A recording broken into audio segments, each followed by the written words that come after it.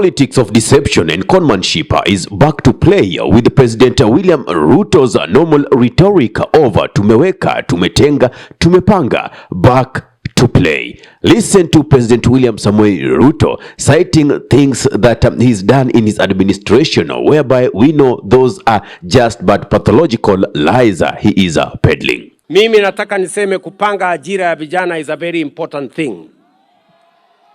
Na kupanga ajira ya vijana lazima kuwe na taratibu, kuwe na mpango. You must have a plan, you must have a vision.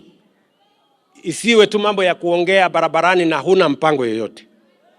Oh, vijana hawana kazi, and you have no plan. Lazima kuwe na mpango. Na ndio sababu tumeweka mpango ya affordable housing, tumeweka mpango ya digital jobs, tumeweka mpango ya export of labor, tumeweka mpango ya climate works. Tumepanga haya mambo yote kwa sababu tunataka tuhakikishe ya kwamba vijana wa taifa letu la Kenya wanapata ajira, ili tuhakikishe ya kwamba wanachangia katika kubadilisha nchi yetu na kusukuma uchumi wa taifa letu la Kenya liweze kuendelea zaidi. President William Samoei Ruto says that we must have a vision, which I totally agree with. But what are we working on to make sure that we achieve that vision?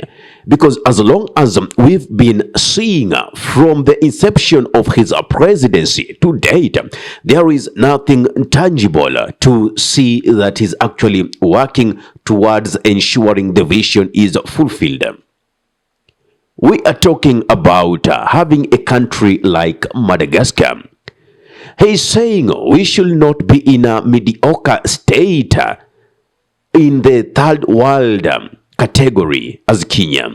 But who is that one person who is making sure that we remain behind even as Kenyans continue to be heavily taxed, but those money in public coffers are used by the same people to try and woo people in their side so that they win the second term? Who is lying to who? President William Samoei Ruto talks about jobs like in affordable housing, digital jobs, climate works for youth employment. Have we seen those happening?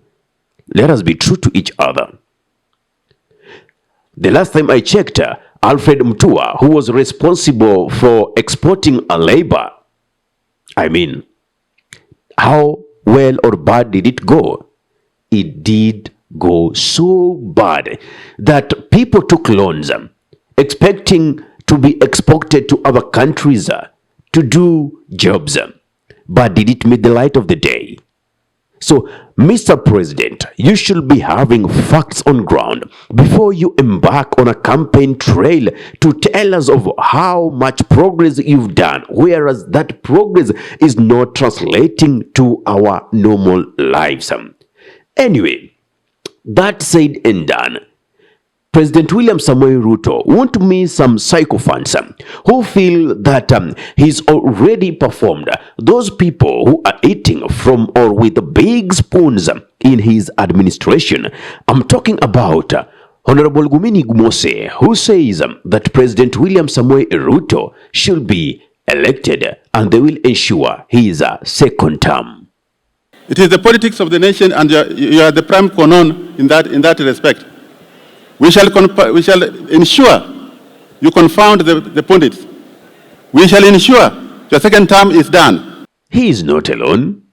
MP for Langata, Felix Oduor, alias Jalango, also says that people should see the markets that Ruto has built, the roads that he's constructed, and that is how a leader is, and he should be elected for a 2-term. I mean, where are the roads? Where are the markets? Where are the stadiums? I mean, why are we being taken for a ride? Why are these leaders playing with our intelligence? Are we such fools to take in these? Tutakwambia leader ni nani? Leader ni yule masoko anamaliza, barabara anazimaliza, stadium zinaisha na kazi inaendelea. Kila mtu nionyeshe 2 term ya Mheshimiwa Ruto. All said and done, there is one thing that I agree with Felix Odwara, that we youths cannot be leaderless, cannot be voiceless, and at the same time be voteless. At least we are tribeless, leaderless, and all that, but let us take our votes. Let us register as voters for those who haven't, and make sure that we make informed choices come the year 2027 in the general elections, so that we don't suffer the way we've suffered under Ruto's administration. Ningependa tu kuongelesha vijana wenzangu, sana sana Gen Z. Tujiandikishe kama wapiga kura. You can't be partyless, voiceless, leaderless and voteless. Lazima tujiandikishe ili 2027 ukiwa na hiyo kadi yako ya kupiga kura, tutakwambia leader ni nani. Whereas they tend to purport that the economy has been doing well, where they tend to tell us that they have done well as an administration, all we see is a deception, conmanship. Because you can tell me, for your MP to get development, they need to visit the State House. You can tell me, for teachers to get their agreements implemented, they have to visit the State House. You cannot tell me for the lecturers to have their grievances looked up into and implemented, they have to visit the State House. You can't tell us, we as a people, if we need development that is both visionary and tangible, which is both visionary, tangible, you name it, that we have to visit the State House. I mean, both people who elected and those who never voted for the president are still Kenyans, and they deserve equitable allocation of resources. We are not begging, we are demanding, because remember, the sovereign power remains to the people. You only delegate it to the MCAs, to those leaders, the MPs, so that they practice it indirectly. Let us get that sink into our brain. Therefore, the politics of issues, the politics of a change of a regime are the politics that we should embrace, and make sure that we elect leaders who have the keen interest of the people at heart. What's your thought on this?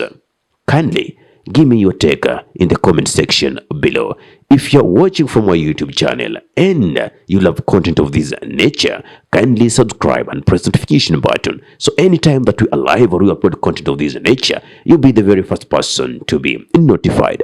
Ahmed Khalif is my name for the Unscripted Talks here in Dab Radio. Assalamu alaikum warahmatullahi wabarakatuh. Kwa timba kali za Afrika, Dab Radio ndio mpango mzima.